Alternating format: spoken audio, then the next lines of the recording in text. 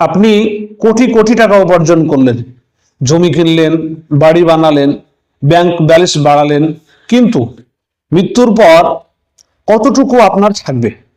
শুনতে অবাক লাগলেও রাসূলুল্লাহ সাল্লাল্লাহু আলাইহি ওয়াসাল্লাম আমাদের জানিয়েছেন যে আমাদের সম্পদের মধ্যে প্রকৃতপক্ষে মাত্র তিনটি জিনিসই আমাদের নিজের। মানুষের অন্তহীন সম্পদ, প্রতিযোগিতা। আল্লাহ তাআলা সূরা তাকাসুরে বলেন যে অধিক সম্পদের প্রতিযোগিতা তোমাদেরকে গাফেল করে রেখেছে। মানুষ সারা জীবন ব্যস্ত থাকে, আরো টাকা চাই, টাকা চাই, আরো ব্যবসা চাই, আরো জমি চাই, আরো সম্পদ চাই, কিন্তু কখনো ভেবে দেখেছেন যে এই দৌড়ের শেষ কোথায়? একদিন সবকিছু ফেলে তাকে চলে যেতে হবে কবরের অন্ধকার ঘরে। নবীজি সাল্লাল্লাহু আলাইহি সাল্লাম বলেছিলেন যে একদিন সূরা তাকাসুর তিলাওয়াত করছিলেন, তিনি তিলাওয়াত শেষে তিনি বললেন যে মানুষ বলে যে আমার সম্পদ, আমার সম্পদ, অথচ তার সম্পদের মধ্যে তার নিজের মা বলতে মাত্র তিনটি জিনিস রয়েছে। নাম্বার এক, যে খাবার সে খেয়েছে এবং হজম করেছে। আপনি হাজার হাজার টাকা খরচ করে খাবার কিনলেন, কিন্তু আপনার প্রকৃত সম্পদ কেবল সেই অংশটুকু যেটুকু আপনি খেয়েছেন এবং যা আপনার শরীরের অংশ হয়ে গেছে। ফ্রিজে জমিয়ে রাখা খাবার, গুদামে রাখা খাদ্য, অন্যের জন্য রান্না করা খাবার, এসব আপনার সম্পদ নয়। নাম্বার দুই, যে কাপড় যেটা আপনি পরেছেন, আলমারিতে হয়তো অনেক কাপড় আছে আপনার, কিন্তু আপনার প্রকৃত সম্পদ সেই কাপড়গুলো যেটা আপনি ব্যবহার করেছেন।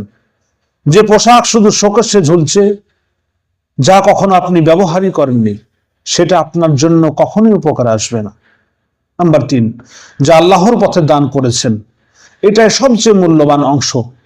আপনি যে টাকা গরিবকে দিলেন, মসজিদে দিলেন, মাদ্রাসায় দিলেন, অসহায় মানুষের সাহায্য করলেন, আপনি সেই সম্পদই আপনার আসলেই হচ্ছে আপনার সংরক্ষিত, কারণ সেটা আখিরাতের ব্যাংকে আপনার জমা হয়ে যাচ্ছে, যেখানে কোনো ক্ষতি নেই, কোনো চুরি নেই, কোনো ধ্বংস নেই।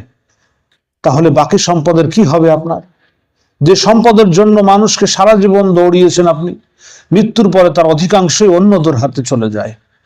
আপনার উত্তরাধিকারীরা ভোগ করে নেবে, কেউ বিক্রি করে দিবে, কেউ খরচ করে দিবে, কেউ অপচয় করবে, আর আপনাকে দিতে হবে তার হিসাব।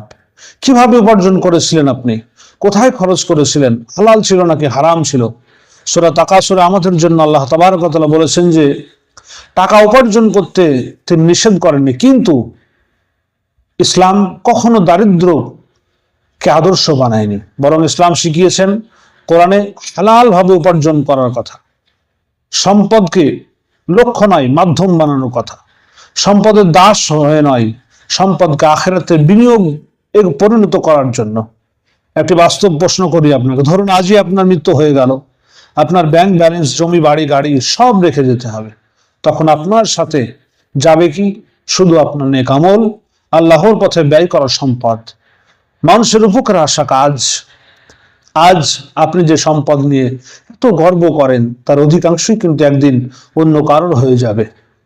কিন্তু যে সম্পদ আপনি আল্লাহর সন্তুষ্টির জন্য ব্যয় করেছেন, সেটা চিরদিনের জন্যই কিন্তু আপনার হয়ে থাকবে। তাই আসুন সম্পদকে ভালোবাসার আগে সম্পদের মালিক যিনি আল্লাহ, তাকে ভালোবাসতে শিখুন। টাকা জমান, কিন্তু তার চেয়েও বেশি জমান আপনার নেক আমলকে, কারণ শেষ পর্যন্ত আপনার আসল সম্পদ মাত্র তিনটি, যা আপনি খেয়ে ব্যবহার করেছিলেন, যা আপনি পড়েছিলেন, যা আপনি আল্লাহর রাস্তায় দান করেছিলেন। এটাই হচ্ছে আপনার।